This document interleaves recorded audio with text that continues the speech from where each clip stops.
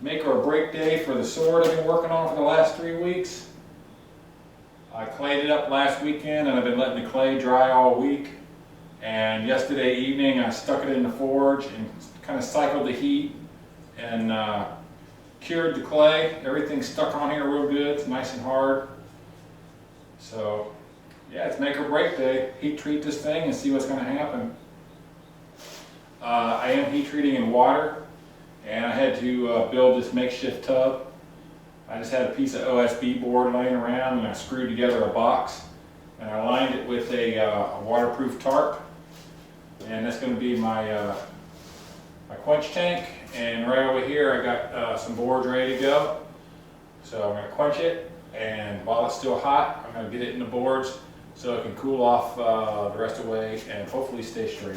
So we'll see how that goes. It actually worked pretty good when I was doing some normalization cycles, and when I kind of straightened the blade out a little bit. It kind of had a curve in it, and yeah, after watching a Walter Sorrells video, probably saved my sword, because I didn't realize that mono steel would still curve if you clay it, and I thought it was going to kind of stay, you know, keep the same shape. So I kind of already had it all shaped up in the forging and the grinding and the sanding, and then after seeing Walter Sorrells' video on that, he's on YouTube by the way, I decided to put it back in the forge, and using a large wooden stump and my wooden mallet, I took that curve out of the blade, so it's pretty much just straight. So see what happens. The curve comes back, it's what I'm hoping for. It'll be an awesome looking sword, and if it stays straight, then yeah, this whole project might turn into something else. I might make a walking cane or something. I don't know, but anyways, quit babbling. I'm gonna get the forge started, get it hot, and yeah, let's see what happens. I'm kind of nervous because I kind of have a feeling that it is gonna warp or crack, and I hope it don't, but we'll see what happens.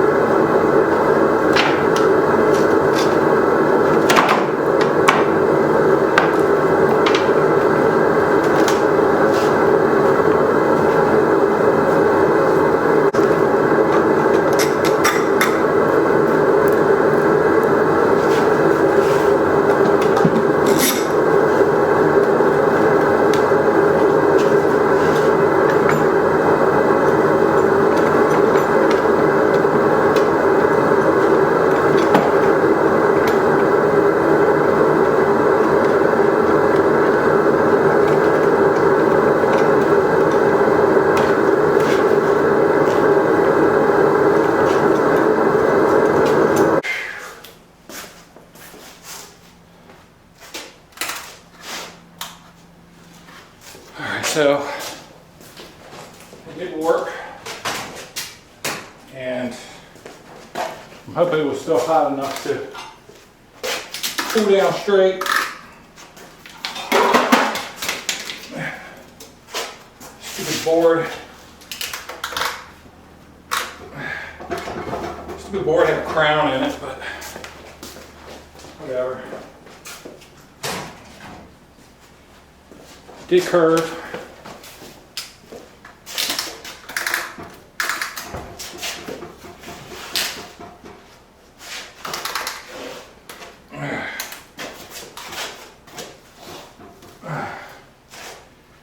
Yeah, water quench just sucks. So what did we learn so far? One thing I learned is I know I forged it too thin and I ground it too thin. Should have had a little bit more meat on that thing when I went to heat treat. See, what else did we learn? Water hardening sucks.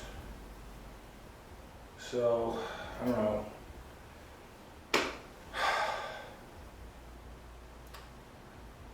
Alright, so I gotta cool down, collect myself, and get ready for what comes out of that mess. So, yeah, stay tuned. Alright, so it's actually the next morning. I just clamped this up and walked away from it yesterday. Kind of expecting a disaster, to be honest with you. Looks like it bowed up pretty good. Well, first of all, the curve did happen. But as it started to cool, I could see it bowing, warping. So I clamped it up in the wood. It was still pretty hot, but I don't know. I got no idea what to expect. You know? I got no idea.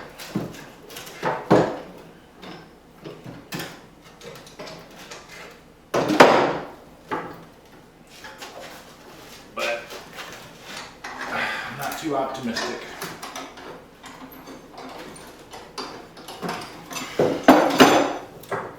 But we'll hope for the best.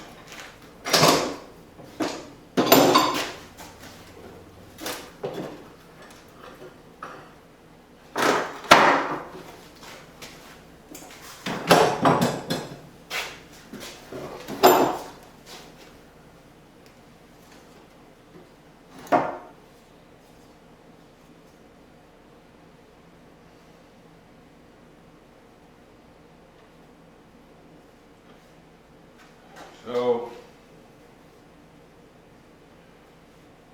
it looked like it survived.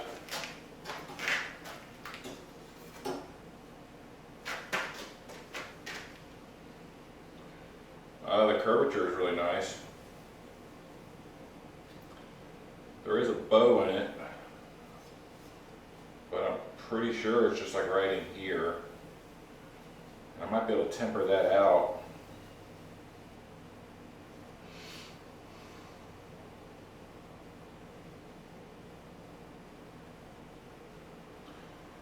Now, I don't know if it did, I mean, I'm just going to have to deal with it, but I don't know if I got any more curve in the tang or not. I just have to do a test fit with the handle, but worst case scenario, I have to make another handle, but I should be able to reuse all the fittings. But it didn't burn the wood when I put it in there, so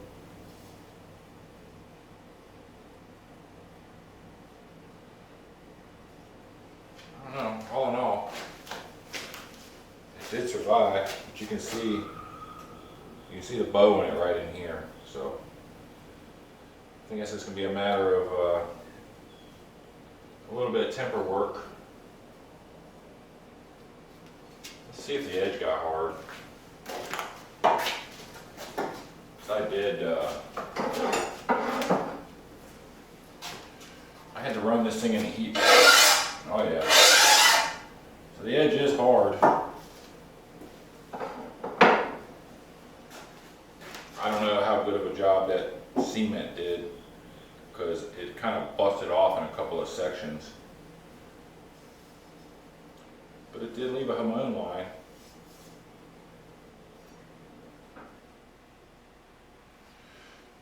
I have to get this thing cleaned up, but before I do, I'm gonna do the temper, see if I can kind of show you the bow in it.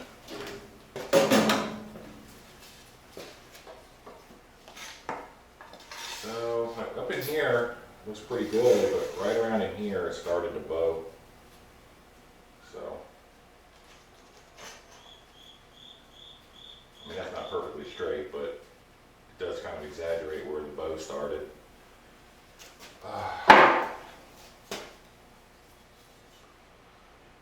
All in all, it actually kind of turned out better than I thought it was going to. I think I'll get it cleaned up and get it in the vise to do some temper work. Maybe I'll utilize the water bath somehow to keep the edge in the water. But as far as the curve itself, I think I kind of like it.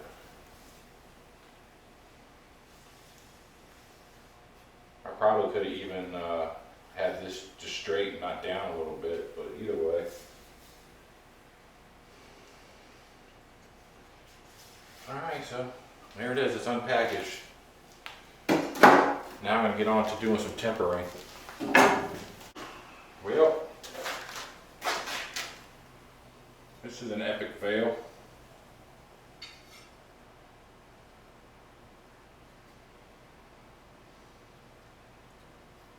As you can see, it broke in two. And I'm sitting there just kind of looking at it to kind of see what happened. And there's some sort of, I think there's a crack right here because there's a discoloration in the metal, and I think it had a crack right here. I mean, I hardly even, I just had it sitting over there on the vise, and it wasn't even tightened up, and it literally just fell apart. So there was something going on right here. And I can kind of feel it on the side here too. You can kind of see how it's, you know, discolored. So during the quenching process, there was oxidation in there. So, but the grain looks pretty good. Other than that, I mean, I guess it's not all wash. I can take the other half of the sword, and at least it'll fit in the oven now, and I can temper it, make a I don't know, a Tonto or Wakizashi out of it.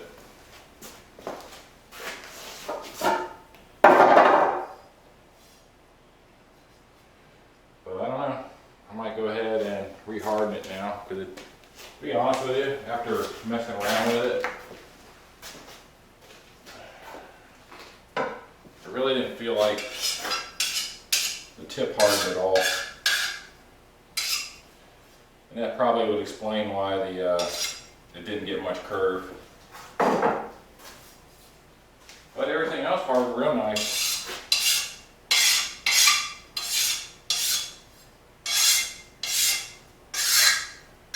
Everything else hardened real nice, but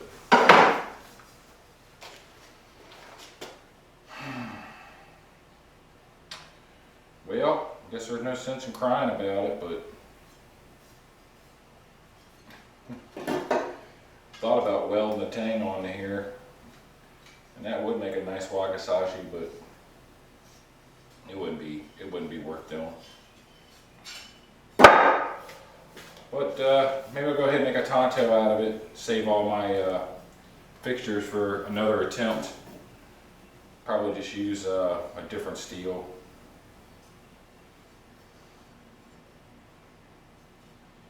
Yeah, I definitely forged this way too thin. So I'm going to have to forge it a lot thicker and heat treat it, and then just scrape it down with files until I get everything to fit. But yep, it's a big disappointment, but what are we going to do? I'll probably just stick this, probably go ahead and heat treat this again and put it in the oven for a proper temper. And to be honest with you, I don't even see the point in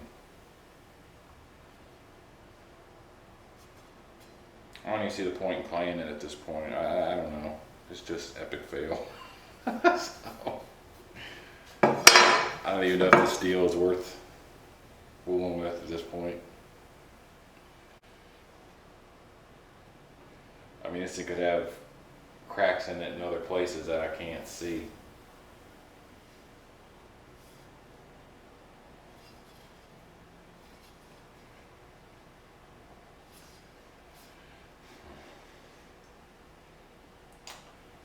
Yeah, I really don't feel like fooling with it anymore now. Well, I guess them's are the breaks sometimes, literally. And I went ahead and fooled around with this some more. I did go ahead and grind a tang on it, but the more I thought about it, I'm like, yeah, you know what? This is probably just going to be another disaster, because the piece of steel it came off of broke once, and so I just decided to throw it back in the forge and fool around with it. And I tried to quench it without the clay on it, and I mean, the clay actually did its job. Because when I quenched this thing in that water with no clay on the blade, it cracked it all the way around, and I could feel it cracking. So if you look real close, you can see where the clay came down to the edge.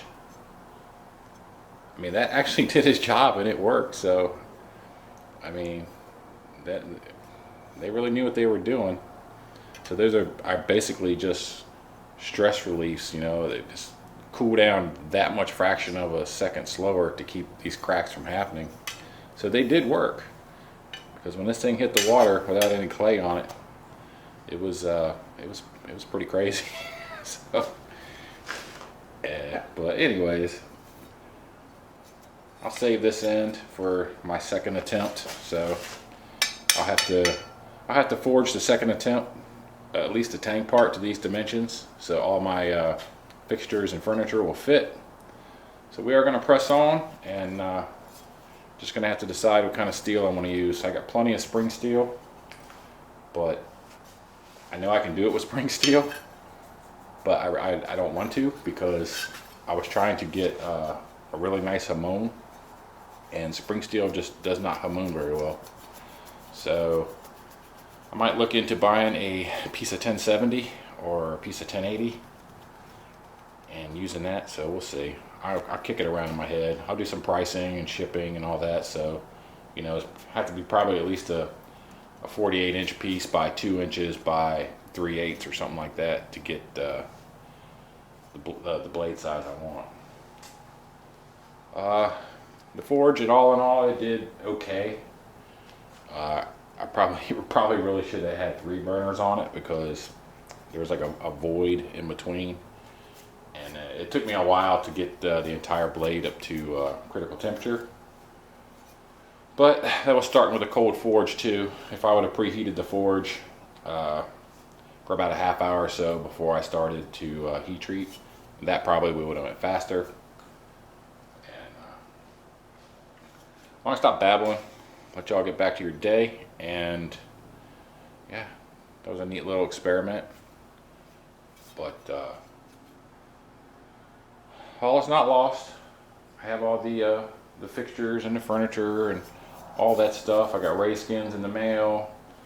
I got wrap. I got all kinds of stuff. I just got to get another blade banged out. So,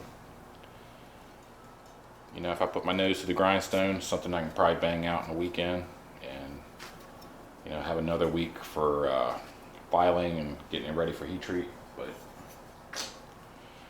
all right, just wanted to share my fail with you, and hope your day was better than mine. So have a good one.